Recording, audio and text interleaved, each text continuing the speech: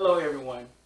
I just completed a video on my brand new Squier Contemporary Active Jazz, very long name, Active Jazz VHH bass, or 5HH, which is the 5-string with the double humbuckers, and it's hanging up here in the corner. The only problem was that the A string was a little tight, and I wanted to make sure I could solve that problem and wasn't able to do that. So Sweetwater was kind enough to ship me a replacement bass without a problem. They didn't even blink or flinch. They just sent me a new bass. All right. So here it is. I wanted to document everything by unboxing in front of the camera. And one of the first things that I realized here, and I don't know if this is whose fault this is. Maybe it's the shipping company, and maybe it was jostled around a bit, but it came pretty much already kind of half opened. That's disappointing. We'll just see if there is any damage to the base. All right, so we're going to see if we can pull this thing out. All right, my handy dandy knife.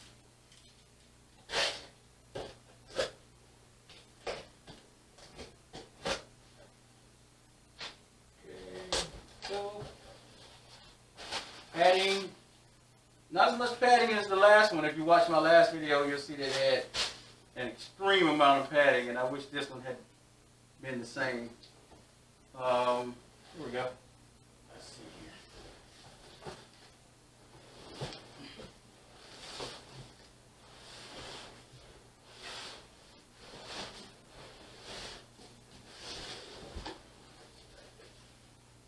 here. Okay, nothing else in the box but padding. One thing I do appreciate is that they do put, all right, here we go. They do put this in, I guess they put it in a larger box from the box that actually comes from Squier. So hopefully that was enough protection to make sure we had a undamaged bass. So let's just see what we got right here.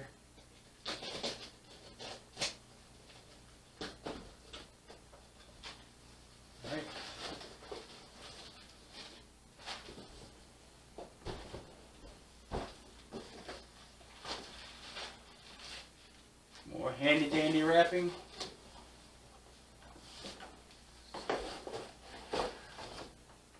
Okay, looks like they may have protected the base pretty well in the initial packaging from Squier. Let's hope so. So again, one of the reasons I had Sweetwater send me a replacement, the A string tuner was a little tight and remained tight, even though I did some things to try to make it work. It didn't work. I was going to have to replace the string tree and the tuner probably. So let's just see what we have now. We do have tools. I'll send that back with the other bass. We're going to release it from its shroud wrapping. Looks like it. The only thing I'm kind of disappointed on is that it looks like some of this wrapping started to come off. I'd like to be able to take it off myself before any of the wood or any of the parts of the base are exposed. So some of this was exposed already, and that's disappointing. Maybe there's no damage, so I may have nothing to worry about.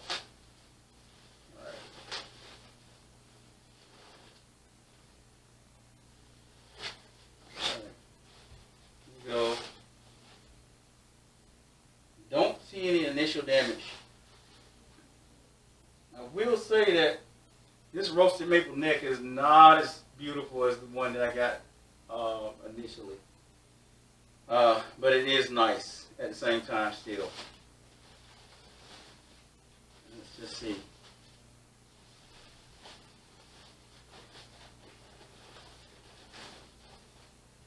Okay, it looks like it's pretty good. It was inspected. They go through an inspection at Sweetwater on all their instruments. I can't remember if it was like a 55 point or some kind of thing. So hopefully we're good. On the back and the front, everything appears to be in order. Here we go. Let's just see. You can see all that. That's the headstock. Here's the back. Here's the back of that neck that I was telling everybody about. That roasted maple was beautiful. Even though the cut I got from the original bass that was sent me may have been slightly better, but they're all beautiful. Here's some of the rest of the bass. Here's the back.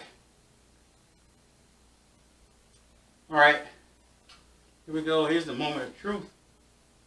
We're going to twist these tuners a little bit to see what they feel like. Oh yeah, A string is better. It's much better. I'll be able to report how it is once I tune all the way up. I don't know if it's in tune right now. I'll probably just put it out of tune. So here we go.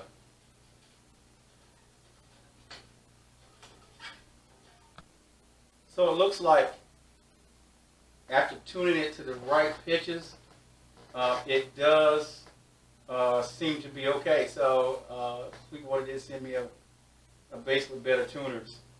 I'm going to play it a little bit. My last video, there was some sloppy playing because I wasn't used to the bass.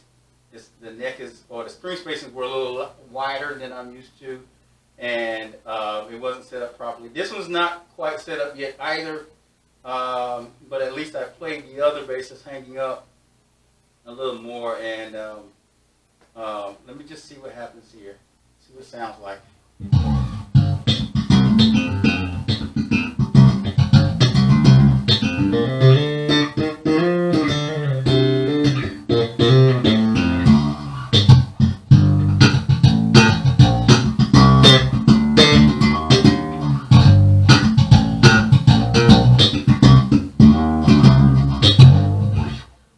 Hey, so something like that.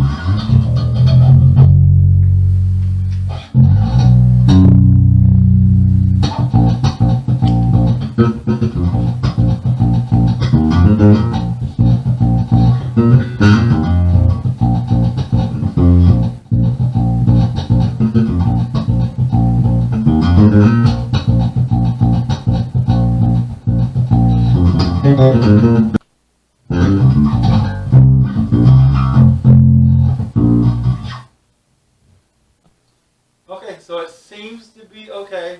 Seems to be working well. Just needs a setup.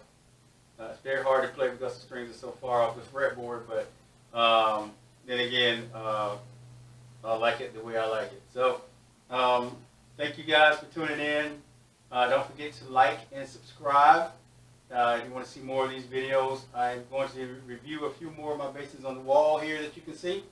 I have a Keith Roscoe that I'm also buying that I'm going to be doing, and a few other basses. So, again, thank you, and look forward to more content.